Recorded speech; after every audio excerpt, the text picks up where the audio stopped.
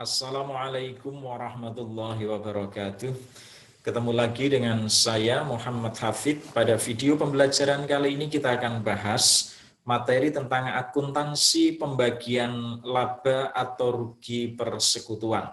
Pada video yang pertama ini pembagian secara langsung dan video berikutnya adalah pembagian laba rugi persekutuan secara bertahap. Baik. Semoga Allah memberikan kemudahan, kefahaman di dalam mempelajari materi ini dan semoga video ini bermanfaat. Amin ya rabbal alamin. Saudara-saudara semua, jadi outline materi dari akuntansi pembagian laba atau rugi persekutuan ini ada dua kelompok, yaitu pembagian secara langsung yang pertama dan yang kedua adalah pembagian secara bertahap. Di pembagian secara langsung kita bahas 5 jenis, yaitu laba rugi dibagi sama di antara pemilik, laba rugi dibagi secara arbitrer dengan perbandingan tertentu, yang ketiga laba rugi dibagi secara proporsional sesuai modal awal, yang keempat laba rugi dibagi secara proporsional sesuai modal akhir, dan yang kelima laba rugi dibagi secara proporsional sesuai modal rata-rata. Ini yang akan kita bahas di video ini. Sedangkan pembagian secara bertahap bisa disimak di video saya berikutnya. Baik, saudara, akuntansi untuk membukukan aktivitas persekutuan disesuaikan dengan bidang usaha yang dijalankan oleh persekutuan. Jadi video sebelumnya kita telah membahas tentang akuntansi pendirian persekutuan. Lalu berikutnya setelah persekutuan itu beraktivitas, ya akuntansinya seperti biasa. Ya. Jadi apapun bidang usaha yang dijalankan oleh persekutuan, jika pada akhir periode berdasarkan laporan laba rugi dan penghasilan komprehensif diperoleh informasi bahwa persekutuan memperoleh laba atau rugi, maka persoalannya adalah bagaimana cara mengalokasikan atau cara pembagian laba atau rugi kepada pemilik. Jadi aktivitas usaha persekutuan, membeli barang dagangan, menjual barang dagangan, membeli bahan baku, menjual barang jadi, memberikan layanan jasa dan seterusnya, itu dicatat seperti halnya pembelajaran pada mata kuliah pengantar akuntansi atau akuntansi intermediate, ya. Sedangkan itu karena sudah dipelajari, maka di video ini kita tidak fokus di situ. Kita fokusnya adalah setelah aktivitas itu dilakukan satu periode akuntansi dan persekutuan memperoleh laba atau rugi, bagaimana cara membaginya. Ya. Baik. Ketentuan mengenai pembagian laba atau rugi kepada para anggota harus tercantum di dalam perjanjian persekutuan. Ya, dalam hal di perjanjian persekutuan belum mengatur, maka pembagian laba rugi dilakukan menurut ketentuan peraturan perundang-undangan. Bagaimana ketentuannya? Di dalam Kitab Undang-Undang Hukum Perdata pasal 1633 menyatakan bahwa sekutu berhak memperoleh bagian laba atau rugi secara proporsional sesuai dengan jumlah yang dikontribusikan ke dalam persekutuan. Itu apabila belum diatur. Tapi kalau sudah diatur di dalam perjanjian persekutuan, ya diikuti kesepakatan itu. Ya. Ketentuan mengenai pembagian laba atau rugi dituangkan dalam perjanjian persekutuan. Baik. Nah, ada dua teknik pembagian laba rugi. Ada dua, ya. Jadi yang pertama adalah teknik pembagian laba atau rugi persekutuan secara langsung, dan yang kedua adalah secara bertahap. Secara langsung artinya dengan satu kriteria ketemu bagian laba atau rugi. Perhitungannya sekali kriteria ketemu angkanya. Tapi kalau bertahap dengan beberapa kriteria. Jadi pada teknik ini pembagian laba atau rugi persekutuan dilakukan secara bertahap dan beberapa kali perhitungan karena persekutuan menggunakan beberapa dasar pembagian laba atau rugi. Itu yang bertahap.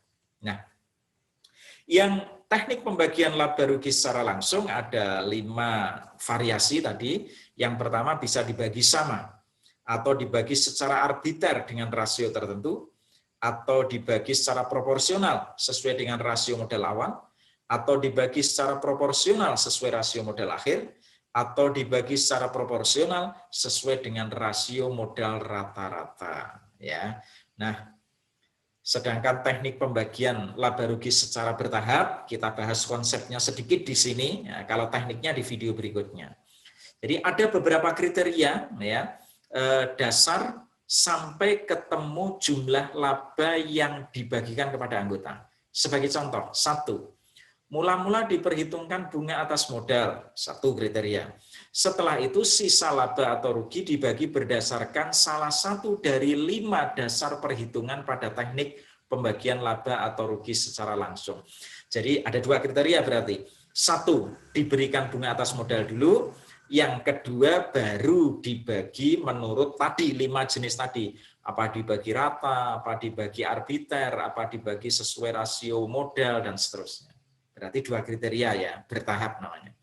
Contoh lagi yang kedua, mula-mula diperhitungkan gaji para pemilik, 1. Setelah itu sisa laba atau rugi dibagi berdasarkan salah satu dari 5 dasar perhitungan pada teknik pembagian laba atau rugi secara langsung di depan tadi. Berarti pakai 2 kriteria. Ya. Gaji pemilik dulu, baru sisanya dibagi. Ada 2 kriteria. Contoh lagi, mula-mula diperhitungkan bunga atas modal, 1. Selanjutnya diperhitungkan gaji pemilik, 2. Selanjutnya diperhitungkan bonus, 3. Setelah itu baru sisanya dibagi berdasarkan kriteria pembagian secara langsung, 4. Berarti ada 4 kriteria. Ini yang dimaksud secara bertahap. Nah, baik. Kita pelajari tekniknya untuk pembagian secara langsung. Ini ada contoh. Persekutuan ABC beranggotakan Bapak Alfian, Budiman, dan Chandra. Laporan keuangan pada awal Januari 2015 menyajikan ekuitas sebagai berikut. Laporan posisi keuangan. Ya. Modal Alfian modalnya 500 juta. Modal awal ini, 1 Januari. Ya. Modal Budiman 1 miliar, modal Chandra 500 juta. Totalnya 2 miliar. Nah, transaksi yang berhubungan dengan akun modal persekutuan selama tahun 2015 adalah A. Tanggal 1 April Alfian melakukan investasi tambahan 200 juta. Tanggal 1 Mei Budiman menarik investasi atau divestasi dengan cara mengambil aset persekutuan untuk keperluan pribadi 500 juta. Tanggal 1 Juli Chandra melakukan investasi tambahan 200 juta. Tanggal 1 September Chandra menarik investasi dengan cara mengambil aset sebesar 200 juta. Tanggal 1 Oktober Alfian melakukan investasi tambahan 300 juta. Nah, misalnya pada tahun buku 2015, Persekutuan ABC memperoleh laba bersih setelah pajak earnings after tax sebesar 180 juta. Bagaimana cara pembagian laba ruginya? Dulu kalau kita belajar akuntansi perusahaan perseorangan, ya 180 juta ini menjadi milik 1 orang itu. Tapi karena ini persekutuan, maka 180 juta harus dibagi bertiga. Ya, oke. Berdasarkan informasi tersebut, tentukan berapa besarnya laba yang akan diterima oleh masing-masing pemilik dan jurnal yang harus dibuat untuk pembagian laba tersebut. Jika perjanjian persekutuan menyebutkan bahwa 1 laba rugi dibagi sama, 2 dibagi secara arbiter dengan rasio 2:2:1. Arbiter itu apa? Arbiter itu sesukanya, ya, artinya tanpa dasar tertentu, ya, tapi disepakati. Ya. Misalnya 2:2:1. Ya. Lalu dibagi secara proporsional sesuai modal awal. Berikutnya yang keempat sesuai modal akhir. Lalu yang terakhir, yang kelima, proporsional sesuai dengan rasio modal rata-rata. Kita pelajari satu persatu. Nomor 1, dibagi sama laba ruginya 180 juta. Dibagi sama, berarti bertiga 60, 60, 60. Cara perhitungannya seperti ini. Rasio pembagian labanya sepertiga, sepertiga, sepertiga, ya. Berarti laba bersihnya 180 juta, alokasi labanya untuk Alfian 60, Budiman 60, Chandra 60, totalnya 180 juta. Seperti ini. Ya. Pak, gampang Pak? Ya. Apakah mid semester keluarnya seperti ini? Ya tidak mungkin. Ya. Berikutnya jurnalnya. Jurnal pembagian laba atau rugi seperti ini. Saudara, sebelum masuk ke jurnal ini, saya jelaskan dulu posisi jurnal ini adalah posisi jurnal penutup yang nomor 3, masih ingat ya? Yang pertama apa? Bisa disimak di video saya sebelumnya ya. Menutup pendapatan, berarti pendapatannya debit, kreditnya ikhtisar laba rugi. Yang kedua menutup beban, ikhtisar laba rugi debit, lalu bebannya kredit. Yang ketiga menutup laba atau rugi. Nah ini jurnal yang ketiga ini loh, menutup laba atau rugi. Pada perusahaan perseorangan, jurnal penutupnya ikhtisar laba rugi debit 180 juta, modal wiwi kredit 180 juta kalau perusahaan perorangan. Sekarang kalau dimiliki oleh Alfian, Budiman, Chandra dan dibagi sama rata, jurnalnya seperti ini. Ikhtisar laba rugi debit 180 juta, ingat ini seperti jurnal penutup yang nomor 3. Kreditnya modal Alfian kredit 60, modal Budiman kredit 60, modal Chandra kredit 60 juta. Jelas ya, gampang sekali.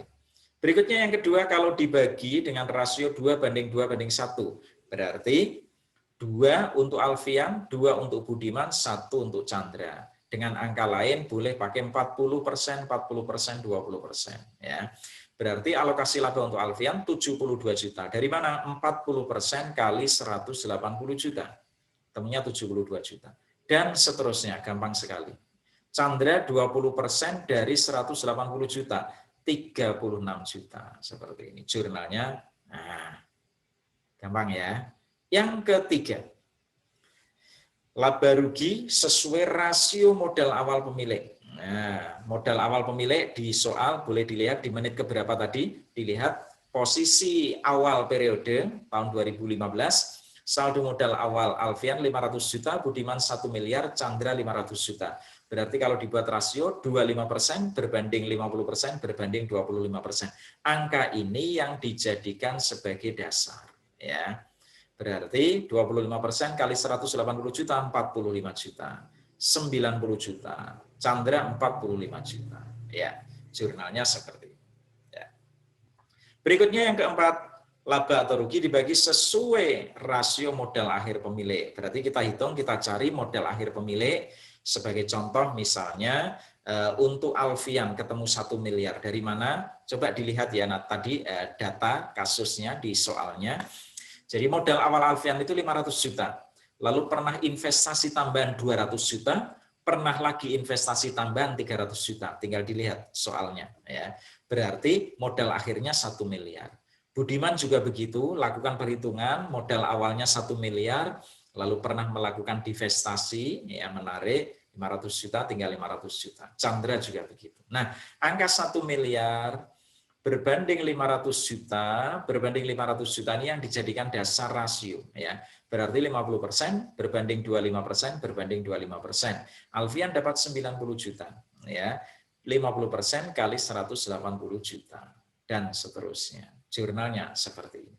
Nah, tentu bagi Alfian akan menarik kalau pembagian laba ruginya berdasarkan modal akhir.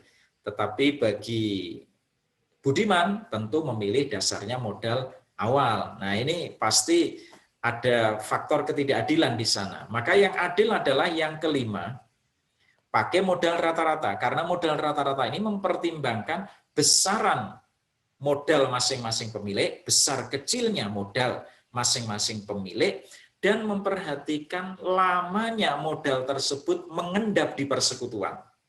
Jadi, di samping jumlahnya, juga lamanya mengendap di dalam persekutuan. Itu diperhitungkan semuanya. Ya, itu maka disebut modal rata-rata. Ya. Jadi saldo modal rata-rata kita lakukan perhitungan. Nanti saya tunjukkan setelah slide ini cara menghitungnya. Ya. Modal Alfian modal rata-ratanya ketemu 725 juta. Saya ulang, modal awal Alfian 500 juta.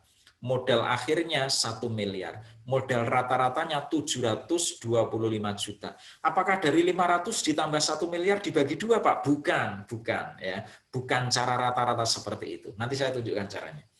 Modal Budiman 666 juta sekian, modal Chandra 533 juta sekian. Angka ini yang dijadikan dasar melakukan pembagian laba rugi. Sehingga kalau dibuat persentase 37% berbanding 35% berbanding 28%. 37% dari mana? Dari 725 juta per 1925 juta, 1 miliar 925 juta kali 100%, ketemunya 37%. Nah, angka ini dikalikan 180 juta, ketemunya 67 juta 792. Ya, karena ada faktor koma-koma tadi ya. Budiman juga dihitung 35% kalikan 180 juta, ketemunya sekian. Chandra juga begitu. Jurnalnya nah, seperti ini. Nah, sekarang saya ajari cara menentukan modal saldo modal rata-rata. Ada 2 pendekatan. Boleh pakai pendekatan saldo, boleh pakai pendekatan mutasi. Jadi ada pendekatan saldo, ada pendekatan mutasi. Ya, ini.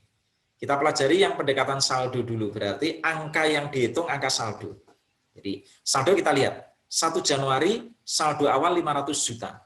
Angka 500 juta ini cuma mengendap selama 3 bulan. Kenapa cuma mengendap selama 3 bulan? Karena sejak 1 April saldonya sudah berubah menjadi 700 juta. Kenapa bisa berubah menjadi 700 juta? Karena Alfian melakukan investasi tambahan 200. Angka yang diperhitungkan bukan angka 200-nya, tetapi angka 700-nya, maka disebut pendekatan saldo. Kalau saudara menghitung angka 200-nya, itu nanti pendekatan mutasi, nanti ya. 700 juta. Ini saldonya menjadi 700 juta. 700 juta itu mengendap selama berapa bulan? 6 bulan. Kenapa? Karena 1 Oktober saldonya berubah. Saya ulang, artinya 500 juta ini mengendap selama 3 bulan. Kenapa? Karena 1 April sudah berubah. Jadi 1 Januari sampai 1 April, Januari, Februari, Maret, 3 bulan. Setelah 1 April, saldonya berubah menjadi 700 juta. Angka 700 juta bertahan sampai 6 bulan. Kenapa 6 bulan? Karena 1 Oktober sudah berubah saldonya menjadi 1 juta. Kenapa berubah menjadi 1 juta? Karena ada investasi tambahan 300 juta. Berarti angka 700 juta ini mengendap selama 1 April sampai 1 Oktober. April, Mei, Juni, Juli, Agustus, September. 1 Oktobernya sudah berubah, 6 bulan. Nah, saldo 1 juta ini mengendap dari 1 Oktober sampai 31 Desember, 3 bulan. Oktober, November, Desember, 12 bulan. Kalau perhitungan saudara betul, angka di sini harus angkanya 12. Ya.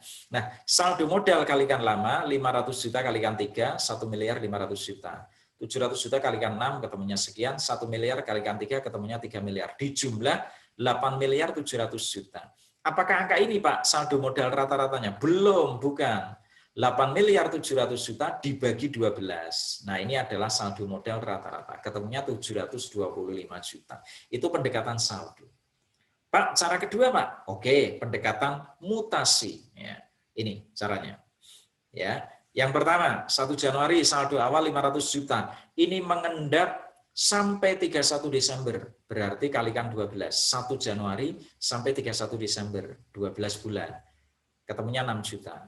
Yang kedua, 1 April melakukan investasi. Berarti positif ya plus 200 juta. 200 juta ini mengendap selama 1 April sampai 31 Desember. Semuanya dihitung sampai 31 Desember. Ya. Jadi karena ini investasi tambahan berarti plus angkanya. Ya. Kalau melakukan penarikan, angkanya minus. Nanti ada contoh yang minus, modal Chandra. Saya berikan contoh. 200 juta kalikan 9, 1 miliar 800 juta. Berikutnya 1 Oktober investasi lagi angka 300 juta. Yang diperhitungkan bukan saldonya tapi angka mutasinya. 300 juta kalikan 3 ketemu 900 juta. Angka ini dijumlah ketemunya 8 miliar 700 juta. Dibagi 12 ketemunya 725 juta. Sama dengan tadi. Sama ya. Oke, saya tambah contoh cara menghitung saldo modal rata-rata untuk Chandra. Yang ada penarikannya. Ya. Oke, saldo awal, investasi, penarikan. Ya, pendekatan saldo ini. Ya. Saldo awal pertama 500 juta. Ini berlangsung 6 bulan. Kenapa? Karena 1 Juli sudah berubah. Karena ada investasi tambahan 200 juta. Saldonya menjadi 700 juta. Ya. Angka 500 juta ini mengendap selama 6 bulan ya, dari 1 Januari sampai 1 Juli. Saldo 700 juta mengendap selama 2 bulan. Kenapa? 1 Juli sampai 1 September sudah berubah. Lalu 1 September penarikan 200 juta sehingga saldonya menjadi 500 juta. Mengendap selama berapa bulan? 4 bulan. Dari 1 September sampai 31 Desember. September, Oktober, November, Desember. 4 bulan. Nah ini tinggal dikalikan, 500 juta kalikan 6, ketemunya 3 miliar. 700 juta kalikan 2, 1 miliar 400 juta. 500 juta kalikan 4, ketemunya 2 miliar. Dijumlah 6 miliar 400 juta. Bagi 12, ketemunya 533 juta 333 ribu rupiah. Ya. Pendekatan saldo. Bagaimana kalau pendekatan mutasi? Nih. Saldo awal 500 juta, lamanya 12. Kenapa 12? Dari 1 Januari sampai 31 Desember. Berikutnya, 1 Juli investasi 200 juta. Berarti lamanya berapa? 6 bulan. Kenapa? 1 Juli sampai 31 Desember. Semuanya dihitung sampai 31 Desember. 31 Desember. 1 September penarikan, berarti negatif. Lamanya berapa? 1 September sampai 31 Desember. September, Oktober, November, Desember. Nah, 4 bulan. Maaf, ini salah berarti. Ya, 4 bulan nih, 4. Ya. Nah, 200 juta kalikan 4. Nah, kalikan 4 tuh yang betul. Ini saya salah angka. 200 juta kalikan 4 ketemunya 800 juta. Nah, ini dijumlah yang negatif ya, diperhitungkan negatif. Angkanya 6 miliar 400 juta. Sama dengan tadi. Sama dengan pendekatan saldo sama. Ya. Terus dibagi 12 ketemunya 533 juta 333 ribu. Ini adalah modal rata-rata untuk Chandra. Ya. Budiman juga bisa dihitung. Ya, begitu. Selesai ya. Nah, bagaimana jika persekutuan rugi?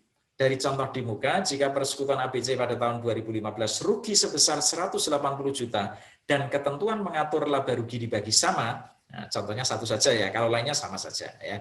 Maka caranya membagi seperti ini. Sepertiga, sepertiga, sepertiga. Berarti masing-masing anggota harus menanggung kerugian 60 juta. Jurnalnya, nah kebalikannya ya. Kalau rugi berarti ikhtisar laba ruginya kredit, debitnya modal. Kalau rugi mengurangi modal, modal berkurang, debit. Seperti ini. Ya, dan seterusnya. Demikian materi dari saya. Untuk pembagian secara bertahap, simak video berikutnya. Ya, semoga bermanfaat. Saya akhiri. Wallahu muwaffiq ila aqwamit thoriq. Wassalamualaikum warahmatullahi wabarakatuh.